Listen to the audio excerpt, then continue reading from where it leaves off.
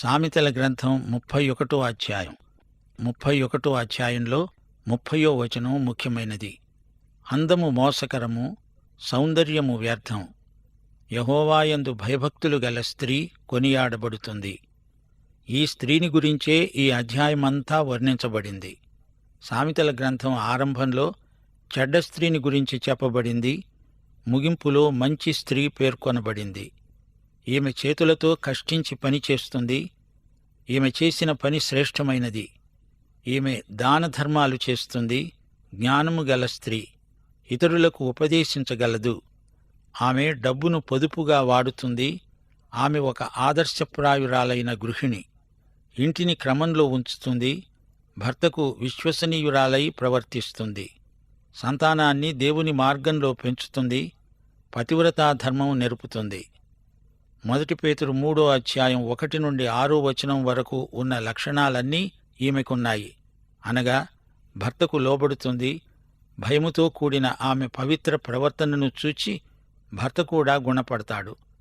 వెలపటి అలంకారము కాదు, ఆమెకు సాధువైన మృదువైన గుణమే అక్షయాలంకారం. ఆమె హృదయపు అంతరంగ స్వభావమే ఆమెకు అలంకారం. శారా ఆమెకు ఆదర్శం. యోగ్యముగా నడుచుకుంటూ ఏ భయానికి బెదరక భర్తను యజమానునిగా గుర్తించి అతనికి లోబడి ఉంటుంది. ఇప్పుడు వివరాలు వినండి. రాజైన లెమూయేలు మాటలు.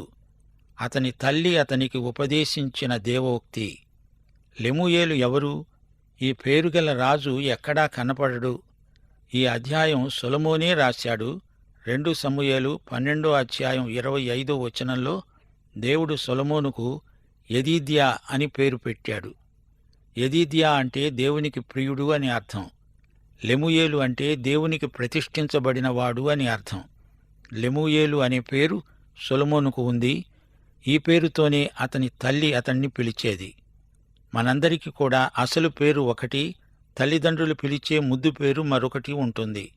సొలొమోను తల్లి అతన్ని లెమూయేలు అని పిలిచి ఉండవచ్చు. సొలొమోను తల్లి లెమూయేలు అని పిలిస్తే అమ్మా అని పలికేవాడు. ఈ అధ్యాయమంతా సొలొమోను తల్లి యొక్క ఉపదేశమే. 2వ వచనం, నా కుమారుడా, నేనేమనేది? ఏమి చెప్పను?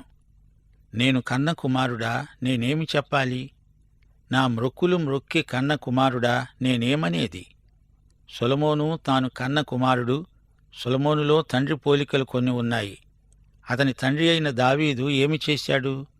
మత్తయి సువార్త 1 అధ్యాయం 6 వచనంలో ఊరియా భార్యగా ఉండిన ఆమె యందు దావీదు సొలొమోనును కన్నాడు అని ఉంది. ఈ వంశావళిలో బత్షెబ పేరు కూడా చెప్పబడలేదు. అందువలన అది కేవలం దావీదు పాపమే. సొలొమోను కూడా తన తండ్రిలాగే శోధనలో పడకూడదనే తల్లి ఉపదేశం. నాయనా లెమూయేలు, నీవు దేవునికి ప్రతిష్ఠించబడిన వాడవు. నీ గురించి దేవునికి మొక్కుకున్నాను. నీ బలమును స్త్రీలకు ఇయ్యవద్దు. రాజులను నశింపచేసే స్త్రీలతో సహవాసం చేయవద్దు. మీ నాన్న చేసిన పని జ్ఞాపకముంచుకో. అలాంటి పని నీవు చెయ్యకు. ద్రాక్షరసం తాగటం రాజులకు తగదు. లెమూయేలు, అది రాజులకు తగదు. మద్యపానాసక్తి అధికారులకు తగదు. తాగిన ఎడల వారు కట్టడలను మరచిపోతారు. దీనులకందరికీ అన్యాయం చేస్తారు. రాజులు దుర్వ్యసనాలకు బానిసలు. ప్రాణం పోతున్న వారికి మద్యం ఇవ్వండి. మనోవ్యాకులము గలవారికి ద్రాక్షరసం ఇవ్వండి. వారు త్రాగి తమ పేదరికాన్ని మరుస్తారు. తమ శ్రమను ఇక తలంచరు. మద్యాన్ని ఔషధంలాగా వాడవచ్చు కాని తాగుబోతూ కావద్దు. మూగివారికి దిక్కులేని వారందరికీ న్యాయం జరుగునట్లు నీ నోరు తెరువు. నీ నోరు తెరచి న్యాయంగా తీర్పు తీర్చు. దీనులకు, శ్రమపడేవారికి, దరిద్రులకు న్యాయం జరిగించు. ఎవరికీ అన్యాయం చేయవద్దు. నీ తీర్పు న్యాయసమ్మతమైనదై ఉండాలి. 10వ వచనం నుండి చాలా ప్రాముఖ్యమైన సందేశమున్నది. యువకుడు ఎలాంటి స్త్రీని పెళ్లాడాలి? భార్య ఎలా ఉండాలి? ఆదర్శ గృహిణి లక్షణాలు ఎలాంటివి? ఈ సంగతులన్నీ తల్లి కుమారునికి బోధిస్తున్నది. గుణవతి అయిన భార్య దొరకటం అరుదు. అటిది ముత్యము కంటే అమూల్యమైనది. గుణవతి అంటే సౌశీల్యవతి, సామర్థ్యము గల స్త్రీ. ఊరికే పెత్తనం చేయడం కాదు, పనిచేసే స్త్రీ. ఒక గృహిణిగా, తల్లిగా, భార్యగా ఎంతో కష్టించి పనిచేస్తుంది. ఆమె పెనిమిటి ఆమె యందు నమ్మకముంచుతాడు. అతని లాభప్రాప్తికి వెలితి కలగదు. ఆమె అతనికి సాటి అయిన సహాయం, లాభసాటి సహాయం కూడా. హవ్వ అతని ప్రక్కన చేరే వరకు ఆదాము సగం మనిషి, హవ్వతో కలిసినప్పుడు అతడు పూర్తి మనిషి. ఆమె తాను బ్రతికే దినములన్నీ అతనికి మేలే చేస్తుంది గాని కీడేమీ చెయ్యదు. ఆమె గొర్రెబొచ్చును అవిసెనారను వెదుకుతుంది. తన చేతులార వాటితో పనిచేస్తుంది. ఎంత పనైనా చేస్తుంది. ఆమె పని దొంగ కాదు, ఒళ్ళు దాచుకోదు. వర్తకపు ఓడలు దూరము నుండి ఆహారము తెచ్చునట్లు ఆమె దూరము నుండి ఆహారం తెచ్చుకుంటుంది. సంతకు వెళుతుంది, ఆహార పదార్థాలు కొంటుంది. డబ్బు దుబారా చెయ్యదు. భర్తకు కష్టం కలిగించదు, నష్టం కలిగించదు. ఆమె చీకటితోనే లేచి తన ఇంటివారికి భోజనం సిద్ధం చేస్తుంది. తన పనికత్తెలకు బత్తెము ఏర్పరుస్తుంది. ఇంటిని చక్కదిద్దుకుంటుంది. ఆమె పొలమును చూచి దాన్ని తీసుకుంటుంది. తాము కూడబెట్టిన ద్రవ్యం పెట్టి ద్రాక్షతోట ఒకటి నాటిస్తుంది. ఆమె నడికట్టు చేత నడుము బలపరుచుకొని చేతులతో బలంగా పనిచేస్తుంది. ఆమె సామర్థ్యము గల స్త్రీ. ఇంటికి సంబంధించినంతవరకు అన్ని పనులు, వ్యవహారాలు తనే చూసుకుంటుంది. 18వ వచనం, తన వ్యాపార లాభం అనుభవం చేత తెలుసుకుంటుంది. రాత్రివేళ ఆమె దీపము ఆరిపోదు. రాత్రింబవళ్లు పనిచేస్తుంది. ఆమె పంటెను చేతపట్టుకుంటుంది. తన వేళ్లతో కదురు పట్టుకొని ఒడుకుతుంది. దీనులకు తన చెయ్యి చాపుతుంది. దరిద్రులకు తన చేతులు చాపుతుంది. దానధర్మాలు చేస్తుంది. ఆమె ఇంటివారందరూ రక్తవర్ణపు వస్త్రములు ధరించినవారు. ఆమె పరుపులను సిద్ధపరుచుకుంటుంది. ఆమె బట్టలు సన్నని నార బట్టలు, రక్తవర్ణపు వస్త్రములు. ఆమె పెనిమిటి దేశము పెద్దలతో కూడా కూర్చుంటాడు. గవిని వద్ద పేరుగన్నవాడై ఉంటాడు. ఆమె తెలివైనది, దయగలది, మంచి సలహాలిస్తుంది. ఆమె నారబట్టలు నేయించి అమ్ముతుంది. నడికట్లను వర్తకులకు అమ్ముతుంది. బలము, ఘనత ఆమెకు వస్త్రములు. ఆమె రాబోయే కాలము విషయమై నిర్భయంగా ఉంటుంది. జ్ఞానము కలిగి తన నోరు తెరుస్తుంది. కృపగల ఉపదేశము ఆమె బోధిస్తుంది. ఆమె తన ఇంటివారి నడతలను బాగా కనిపెడుతుంది. పనిచేయకుండా ఆమె భోజనం చెయ్యదు. ఆమె కుమారులు లేచి ఆమెను ధన్యురాలు అంటారు. ఆమె పెనిమిటి ఆమెను పొగడుతూ అంటాడు, చాలామంది కుమార్తెలు పతివ్రతా ధర్మమును అనుసరించారు గాని వారందరినీ నీవు మించిన దానవు. అందము మోసకరము, సౌందర్యము వ్యర్థము. కాని దేవునియందు భయభక్తులు కలిగిన స్త్రీ తన సౌశీల్యమును బట్టి ప్రశంసలను పొందుతుంది. ఆమె చేసిన పనిని బట్టి ఆమెకు ప్రతిఫలం లభిస్తుంది. ఈ అధ్యాయంలో మద్యపానం నిషిద్ధమని చెప్పబడింది. అదొక దుర్వ్యసనం, మనుష్యులకు ఎంతో కీడు చేస్తుంది. అలాగే స్త్రీ వ్యామోహం కూడా చెడ్డదే. అయితే సౌశీల్యము గల స్త్రీ అందరిలో మర్యాద, మన్నన పొందుతుంది. స్త్రీ అనగా ఇంట్లోనే ఉంటుందని, వంటగదిలో మాత్రమే ఆమె పనిచేస్తుందని, బయటికి వెళ్లదని కొందరనుకుంటారు. గాని సామెతల గ్రంథంలోని ఈ స్త్రీ అన్ని పనులు చేసుకోగలదు. ఈమె అన్ని వ్యవహారాలు చక్కబెట్టుకోగలదు. ఒక గృహిణిగా ఇంటిలో ఎట్టి కొరత లేకుండా చూచుకోగలదు. కాలాన్ని వృధా చేయకుండా కుటుంబానికి అవసరమైన పనులు చేస్తూ ఉంటుంది. చేతి పనులు నేర్చిన స్త్రీ కొనటం, అమ్మటం, ఇంటికి కావలసిన వస్తువులు అమర్చుకోవడం, ఇంటిని చక్కగా తీర్చిదిద్దడం ఆమెకు బాగా తెలుసు. ఈ గుణగణములన్నీ ఆమెకు ఎలా ప్రాప్తించాయి? ఆమె దేవునియందు భయభక్తులు గల స్త్రీ. ఆమెలోని ప్రత్యేక ఆకర్షణ ఆమె సౌశీల్యమే. ఆమె ఉత్తమ ఇల్లాలు. ఆమె సౌశీల్యాన్ని భర్త ఎంతో ప్రశంసిస్తున్నాడు. సమాజంలో ఈమె ఎంతో ఉన్నతమైన, గౌరవనీయమైన పదవిని అలంకరించింది. ఈ అధ్యాయంలోని స్త్రీ అలాంటి అనేక మంది స్త్రీలకు ప్రతినిధి. ఉత్తమమైన స్త్రీత్వానికి ఆమె ప్రతీక. ఆమె చేసిన పనులు ఎన్నెన్నో ఉన్నాయి. అవన్నీ ఇప్పుడు మనము చేయాలని కాదు గాని ఆమె పనితీరును చూడండి. ఆమె సాహసాన్ని గమనించండి. కుటుంబ సంక్షేమం కోసం ఆమె చేస్తున్న త్యాగాన్ని గుర్తించండి. నేటి క్రైస్తవ మహిళ ఎలా ఉండాలో ఈమె చేసి చూపుతున్నది. ఈమె మహిళలందరికీ మంచి మాదిరి. పరిశ్రమ, యథార్థత, క్రమబద్ధమైన జీవిత విధానం ఇవన్నీ ఆమెకున్న విశేష అర్హతలు. సామెతల గ్రంథం 1వ అధ్యాయం 7వ వచనం, యెహోవాయందు భయభక్తులు కలిగి ఉండడము తెలివికి మూలం. 31వ అధ్యాయంలో అలాంటి తెలివిగల మహిళ మనకు కనిపిస్తున్నది. ఈ గ్రంథమంతటా ఉపదేశించబడిన భక్తి లక్షణాలు ఈమెలో కనపడుతున్నాయి. కష్టించి పనిచేయడం, దేవుని పట్ల భయభక్తులు, తన భర్త పట్ల గౌరవం, వినయ విధేయతలు ఎంతో చెప్పుకోదగ్గవి. అందుకే ఆమె కుటుంబంలో ఆనందం, అభివృద్ధి, దైవభక్తి, పరోపకార బుద్ధి, పనిలో నాణ్యత కనిపిస్తాయి. సామెతల గ్రంథం మనకెంతో ఉపయోగకరమైన నీతి గ్రంథం. మనము జ్ఞానులము అవ్వాలంటే, సరైన తీర్మానాలు చేసుకోవాలంటే, దేవుని చిత్తప్రకారం ఆదర్శంగా జీవించాలంటే సామెతల గ్రంథం మనందరికీ అవశ్య పఠనీయం. ముగింపులో మరో మాట, క్రైస్తవ నాయకత్వానికి ఈ గ్రంథం పాఠ్య పుస్తకమని చెప్పవచ్చు. క్రైస్తవ నాయకుడు ఎలాంటివాడు?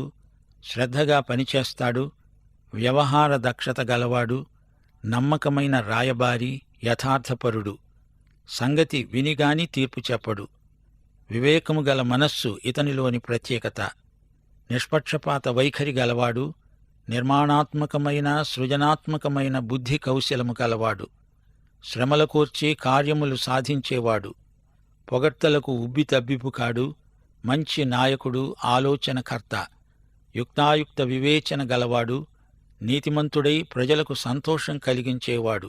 అతడు మంచి నాయకుడు. లేకపోతే ప్రజలు ఎంతో బాధపడతారు. నాయకుడు బుద్ధిహీనుడైతే ప్రజలు మూకుమ్మడిగా నష్టపోతారు. నాయకుడు దుష్టుడైతే ప్రజలు దరిద్రులవుతారు. రాజు అబద్ధికుడైతే అతని క్రింద పనిచేసే ఉద్యోగస్తులు దుర్మార్గులవుతారు. నాయకుడు మూర్ఖుడైతే అతణ్ణి అనుసరించేవారు కూడా మూర్ఖులవుతారు. నాయకుడు సమయస్ఫూర్తి గలవాడు, సమయోచితంగా పనులు జరిగిస్తాడు. మంచి నాయకుణ్ణి ప్రోత్సహించే ప్రజలకు క్షేమము, భద్రత కలుగుతాయి. నాయకులు ఇతరులకు మంచి మాదిరి చూపాలి. పౌలు తిమోతికి ఉత్తరం రాస్తూ అన్నాడు, 1 తిమోతి 4వ అధ్యాయం 12వ వచనం, నీ యువతను బట్టి ఎవడునూ నిన్ను తృణీకరించనియవద్దు. మాటలో, ప్రవర్తనలో, ప్రేమలో, విశ్వాసములో, పవిత్రతలో విశ్వాసులకు మాదిరిగా ఉండు. కాపరులు, సంఘ పెద్దలు సంఘానికి మాదిరిగా ఉండాలి. 1 పేతురు 5వ అధ్యాయం 2 నుండి 4వ వచనం వరకు, బలిమిచేతగాక దేవుని చిత్త ప్రకారము ఇష్టపూర్వకముగాను దుర్లాభాపేక్షతోగాక సిద్ధమనస్సుతోనూ మీ మధ్య ఉన్న దేవుని మందను పై విచారణ చేస్తూ దానిని కాయండి. మీకు అప్పగింపబడిన వారిపైన ప్రభువులైనట్లుండక మందకు మాదిరులుగా ఉండండి. ప్రధాన కాపరి ప్రత్యక్షమైనప్పుడు మీరు వాడబారని మహిమ కిరీటం పొందుతారు. అపొస్తలుడైన పౌలు తెస్సలోనికలోని విశ్వాసులను ఉద్దేశించి మాట్లాడుతూ, నన్ను పోలి మీరు నడుచుకోండి, అలాగే మీ ప్రవర్తన కూడా ఇతరులకు మార్గదర్శకంగా ఉండాలి అన్నాడు. 1 తెస్సలోని పత్రిక 1వ అధ్యాయం 5 నుండి 7వ వచనం వరకు, మీ నిమిత్తము మేము మీ ఎడల ఎట్టివారమై ఉన్నామో మీరెరుగుదురు. పరిశుద్ధాత్మ వలన కలిగే ఆనందముతో గొప్ప ఉపద్రవమందు మీరు వాక్యమును అంగీకరించి మమ్ములను ప్రభువును పోలి నడుచుకున్నవారయ్యారు. కాబట్టి మాసిదోనియలోనూ అక్కయ్యలోనూ విశ్వాసులందరికీ మీరు మాదిరి అయ్యారు. క్రైస్తవ నాయకులకు సామెతల గ్రంథం ఇదే హెచ్చరిక చేస్తున్నది. మత్తయి సువార్త 5వ అధ్యాయం 19వ వచనం, ఈ ఆజ్ఞలలో మిగుల అల్పమైన ఒకదానినైనా మీరి మనుష్యులకు అలాగున చేయడానికి బోధించేవాడెవడో వాడు పరలోక రాజ్యములో మిక్కిలి అల్పుడు అనబడతాడు. అయితే వాటిని గైకొని బోధించేవాడెవడో వాడు పరలోక రాజ్యములో గొప్పవాడు అనబడతాడు. ఈ మాటలు యేసు ప్రభు స్వయంగా చెప్పాడు. మత్తయి సువార్త 18వ అధ్యాయం 6వ వచనం, ప్రభు అన్నాడు, నాయందు విశ్వాసముంచే ఈ చిన్నవారిలో ఒకణ్ణి అభ్యంతరపరిచేవాడెవడో వాడు మెడకు పెద్ద తిరగటిరాయి కట్టబడినవాడై మిక్కిలి లోతైన సముద్రములో ముంచివేయబడడం వానికి మేలు. సోదరీ సోదరులారా, ప్రతిరోజు కనీసం 1 అధ్యాయమైన సామెతల గ్రంథం చదవడం ఎంతో మంచిది. దేవుని వాక్యములో ఈ గ్రంథానికి ఎంతో ప్రముఖ స్థానమున్నది. క్రైస్తవ ప్రవర్తన అంతరంగ పరివర్తనకు ఫలితం. క్రీస్తునందలి విమోచన వాస్తవమైనది. యేసుక్రీస్తు మనలను సైతాను బంధకముల నుండి విడిపించాడు. మనము విమోచింపబడిన ప్రజలం.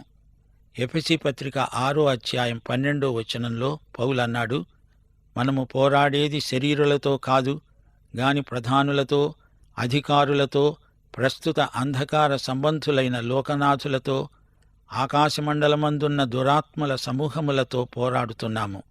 గనుక మన శత్రువులు శరీరులు కారు. ఏ మానవుడూ మనకు శత్రువు కాడు. మన శత్రువు సైతాను. అతడు శారీరక శత్రువు కాడు, ఆధ్యాత్మిక శత్రువు. ఈ లోకం చీకటిలో ఉంది. దురాత్మలు మానవులను బంధకాలలో ఉంచుతున్నాయి. లోకంలో కొన్ని చోట్ల ఆకలి కడుపులు అల్లాడుతున్నాయి. కరువులు కాటకాలు చెలరేగుతున్నాయి. మద్యపానం చేత కొందరి జీవితాలు, కుటుంబాలు నాశనమైపోతున్నాయి. వ్యభిచారం వల్ల ఎన్నో కుటుంబాలు విచ్ఛిన్నమైపోతున్నాయి. ఇలాంటి పరిస్థితులకు సామెతల గ్రంథం గొప్ప జవాబు. క్రీస్తునందే మనకు విడుదల. ప్రకటన గ్రంథం 12వ అధ్యాయం 7 నుండి 11వ వచనం వరకు. పరలోకమందు యుద్ధము జరిగింది. ఆ యుద్ధంలో సైతాను గెలువలేక పడద్రోయబడ్డాడు. అప్పుడు ఒక స్వరం పరలోకమందు వినబడింది.